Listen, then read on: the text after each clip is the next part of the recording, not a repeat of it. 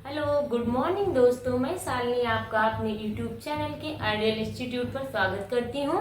आज हम हिंदी में अलंकार पे बात करेंगे। पिछली वीडियो में हम शब्द और अर्थालंकार पे बात किए थे। आज उसी सीरीज को आगे बढ़ाते हुए आगे कंटिन्यू करते हैं। हम शब्द अलंकार की डिफिनेशन बता चुके हैं।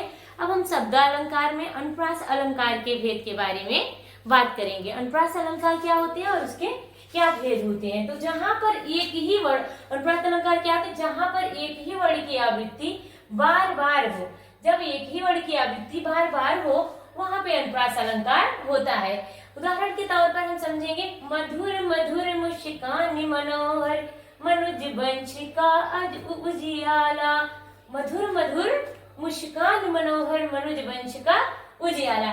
इस उदाहरण में माँ शब्द की आवृत्ति बार बार हुई है, इसलिए यहाँ पे अनुप्रास अलंकार होगा। एक और उदाहरण लेते हैं, चारु चंद्र की चंचल किरणें खेल रही हैं जल थल में। कहा गया चारु चंद्र की चंचल किरणें खेल रही हैं जल थल में। चार शब्द की आवृत्ति बार बार हो रही है, इसलिए यहाँ पे अनुप्रास अलंकार है।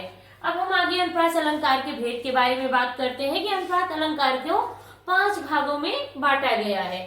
तो सबसे पहले हम बात करते हैं अनुप्रास अलंकारों को डिवाइडेशन जो किए गए 5 भागों में, उस पे हम देखते हैं कि सबसे पहले उसमें क्या है। सबसे पहले इसमें है छेका अनुप्रास अलंकार, नंबर 2 पे है वृत्ता अनुप्रास अलंकार, नंबर 3 पे है हमारा लाटा अनुप्रास अलंकार, नंबर 4 पे हमारा अंता अनुप्रास अलंकार, नंबर 5 पर हमारा है वृत्ता अनुप्रास अलंकार। तो सबसे पहले हम बात करते हैं छेका अनुप्रास अलंकार की।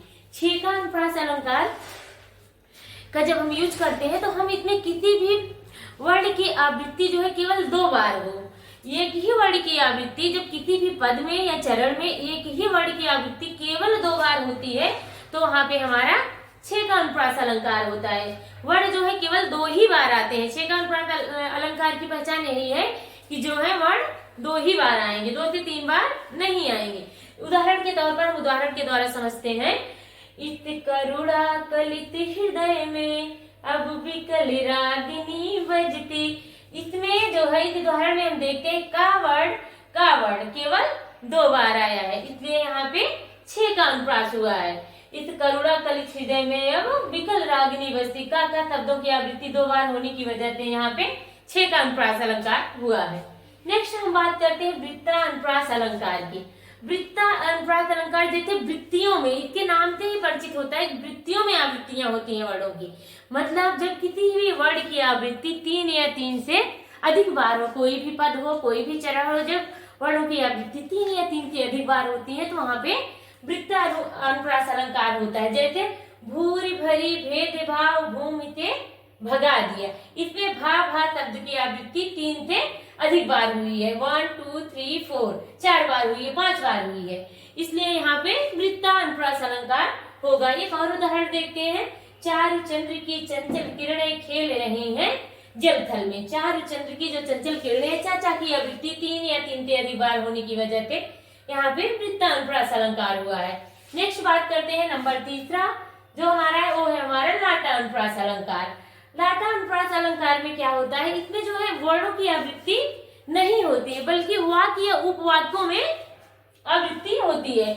इसमें आवृत्ति शब्दों के अर्थ जो होते हैं इसमें सेम होते हैं। जो लाटा अनुप्रास अलंकार हमारा होता है, एक तो ये गुजराती भाषा का एक शब्द है लाटा, और उसमें जो है वर्णों की आवृत्ति नहीं होती है, उपवाक्यों की आवृत्तियां होती हैं और अर्थ इसमें सेम होता है।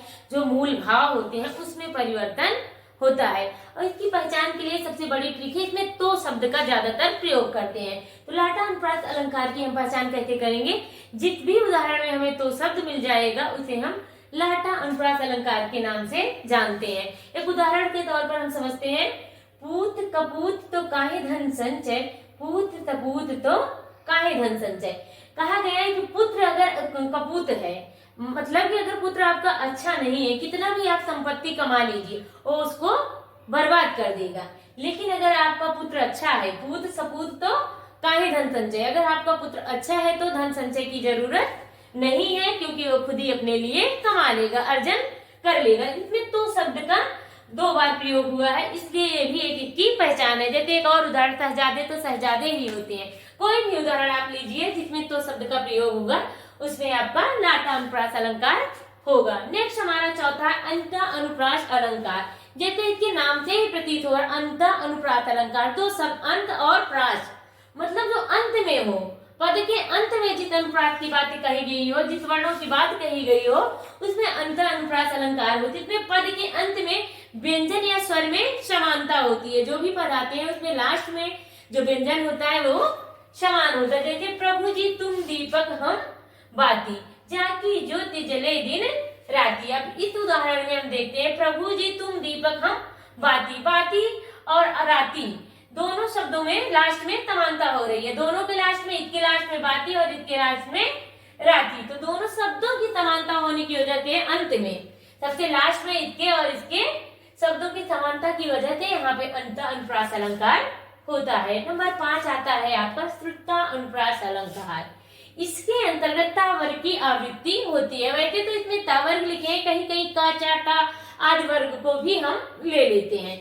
तो ता वर्ग के अंतर्गत क्या क्या आता है, ता, था, दा, धा, ना।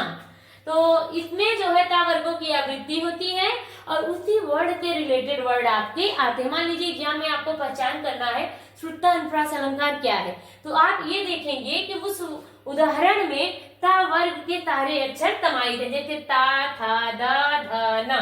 तो इसमें देखिए कहा गया तुलसीदास सोहत, तुलसीदास सोहत निश दिन देखत तुम्हारी निठुराई। इसमें ता, फिर ता, फिर दा, फिर ता, फिर ता, तो बार बार ता वर्ग की आवृत्ति हुई है, इसलिए यहाँ पे श्रुता अनुप्रास अलंकार हुआ है।